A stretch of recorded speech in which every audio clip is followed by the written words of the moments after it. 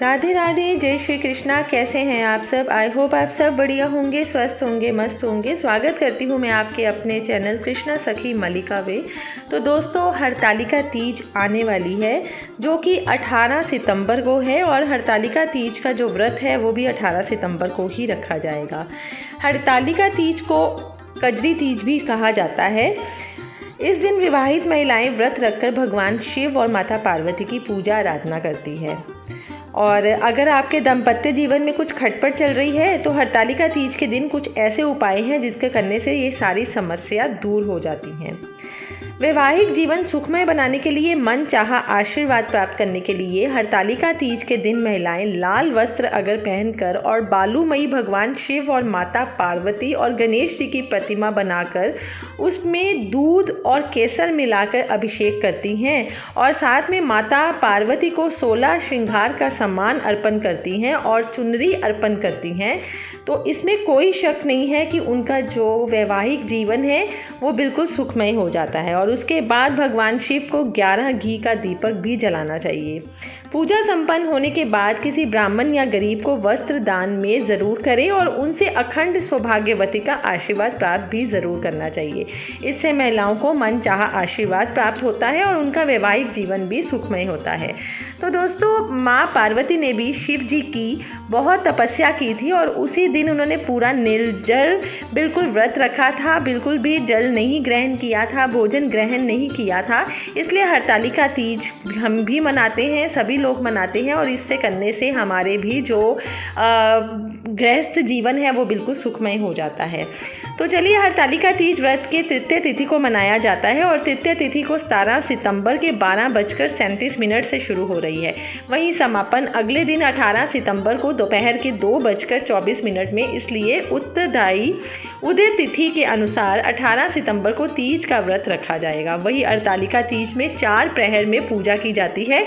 18 सितंबर को 11:31 बाद रवि योग और इंद्रा योग का निर्माण हो रहा है। इसलिए 11:31 के बाद आप कभी भी, मतलब कि दोपहर के बाद या शाम के बाद आप कभी भी इसकी पूजा कर सकते हैं। इसके नियम थोड़े बहुत कठोर होते हैं, जैसे कि इसमें सोना बिल्कुल निषेध है, सोना नहीं होता है इसमें, और सारी रात भगवान का कीर्तन वगैरह सब कुछ करना होता है। और इस दिन प्याज, लहसुन बनाना, मीट वगैरह बनाना बिल्कुल निषेध बताया गया है। इसलिए अगर आप ये व्रत कर रहे हैं तो आप इस चीज़ का बिल्कुल ध्यान रखिएगा। और किसी से भी इस दिन, मतलब कोई चीज़ हमें खानी नहीं होती है, भगवान का सिमरन करना होता है, माँ पार्वती और शिव पिता का हमें ध्यान करना होता है। उन्हीं के अनुसार ही हमारा ये व्रत सारा पूर्ण होता है। संकल्प कीजिए और इन संकल्प के द्वारा ही आप भगवान की आशीर्वाद को प्राप्त कर सकते हैं। ये जो व्रत होता है ना दोस्तों, शिव भक्तों को अति प्रिय होता है। और इस दिन जो महिलाएं होती हैं वो निर्जल व्रत लेती हैं, बिल्कुल भी खाना वगैरह नहीं खाना होता है। और साथ ही अगर अविवाहित कन्याएं अगर ये व्रत रखना चाहती हैं तो वो रख सकती हैं, और क्योंकि उनको मन चाहे और योग्य पति को प्राप्त करने के लिए भी कई लोग ये व्रत करती हैं और उनको ये व्रत ज़रूर पूर्ण हो जाता है।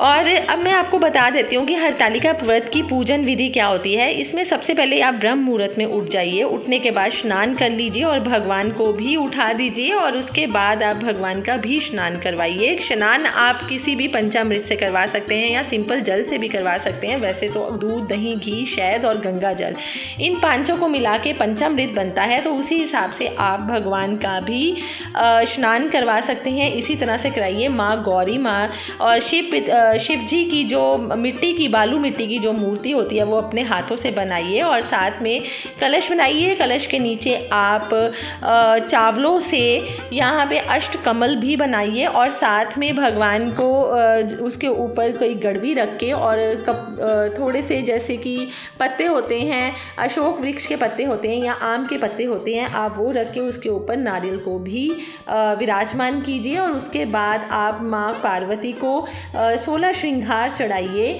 और देखिए, अगर आपकी कोई सासू माँ है या कोई ननद है तो उनके लिए भी आप अपनी इच्छा अनुसार कोई साड़ी या कोई वस्त्र वगैरह भी उनको भेंट कर सकते हैं।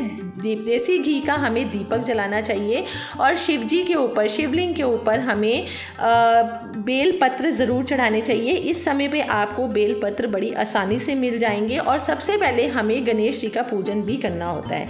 शाम को भगवान शिव और माँ पार्वती की उपासना करने का विशेष महत्व बताया गया है। तो कि ये जो पूजा होती है ये शाम के बाद ही शुरू होती है।